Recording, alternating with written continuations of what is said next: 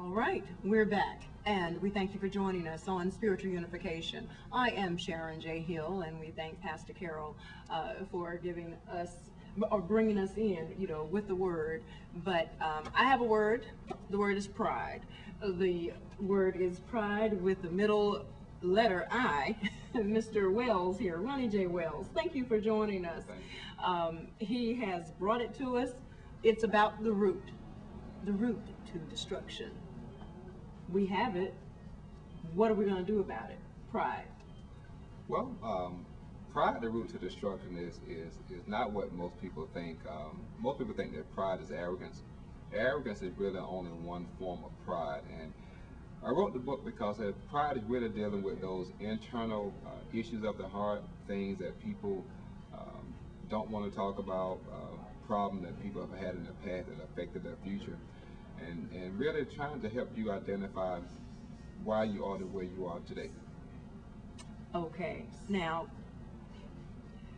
pride, that, as you say, what's in the middle? The big I. That stands above everything. So what about that big I? What do we need to do about the big I? Well, the big I is, number one, we are individual people, and we all have gifts and talents and skills. The problem when it comes to that big I is giving I all the credit for things that we have done. And what I mean by that is everybody was gifted with a specific talent. Some people sing, some people dance, some people can act, some people can write, do a lot of different things. Now, we were born with those gifts, but we are not an island, per se by ourselves. And so many times, whereas we have been given a lot of accolades or a lot of credits for things that we've done, it's subtle, but sometimes you can tend to say that this is what I did and this is how I accomplished this. This is how I wrote this book.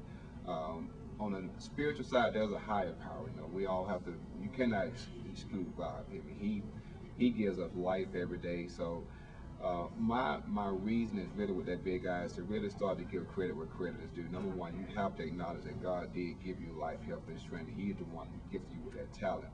And yeah, we did take that talent and decided to use it, but we could not do it by ourselves.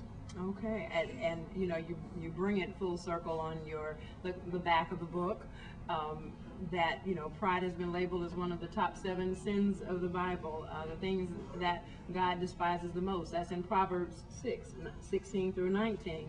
But it is most amazing how you bring it to the realization that you call life changing, about what pride is, that deceptive, demonic spirit of the enemy. Correct. The enemy within.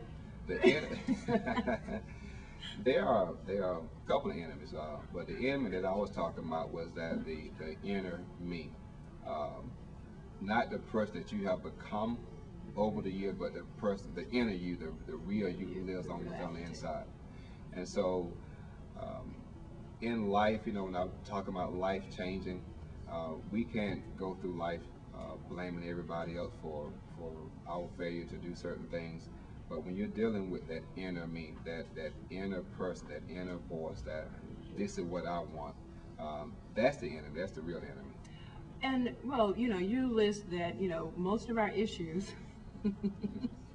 problems, and addictions. Now, interesting that you separate addictions. You bring it out because it could be inclusive as an issue and a problem, but to single it out, what is that about? Well, an addiction, and the reason I single that out is because there are a lot of habits and things that people have that are good habits, but when anybody takes a certain habit and use it, over abuse it, it can become addictive. There are some problems that we have in life, like a past due bill. I mean, that's a problem. That can be resolved with a loan or financial help. I mean, there could be problems with kids acting up, and a lot of times that can be handled. But there are some addictions in which if a person has continued to do something over a long period of time, now it's become more like a stronghold, more of that natural help is won't suffice. Somebody who's addicted to drugs, or somebody who's addicted to alcohol, sometimes a book may not be the answer. Sometimes they're gonna need to get a lot deeper and get some spiritual guidance on that. Okay, but I like also how in bringing it to it that you mentioned rounding out about that I, that you are the one that makes things happen. Exactly. And we are. Everybody in life has choices. You can turn left or you can turn right, and a lot of times, and really to get real personal with you, there was some issue that happened to me as a child. I went through molestation for a period of several years, but as I got older, and I'm thankful to have my father there with me, I had choices to make. When I got to high school and older, I had a choice to say, well, what happened to me as a child, is it going to turn me in a certain direction without being so specific with it. I made a decision based on the Word of God. I said, I'm not going to turn a certain way. I'm going to decide to deal with that issue, get understanding, and move on with my life. I can't let that stop me. So in that sense, I did have the choice to make things happen in my life. I could have chose to get depressed and to just stay in a certain situation, but I chose to make things happen. Okay, so in the moment, that understanding, and as you put it, which really is the deeper understanding, that nothing just happens. You make things happen, and so you made the choice, and we applaud applaud what you have, how you say, come from to, and we want people to go to the website. So if you would please give. Okay, they can go to www.ronniejwells.com. You can send an email to ronnie@ronniejwells.com and order the book. It's not just a book of just spiritual principles, but there are natural, everyday things that you can be doing. And you're sharing a part of yourself as your growth.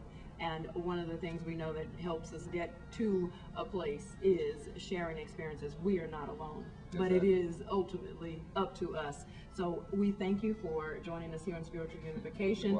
We thank you for all that you do in the public eye. He is a mentor for the 8-time Mr. Olympia Lee Haney's Harvest House program. We thank you as a resident of Clayton County. Correct. Okay. All right. This is Sharon J. Hill, and we have been with Ronnie J. Wells, Pride, the Route to Destruction. Thank you for joining us. We'll be right back.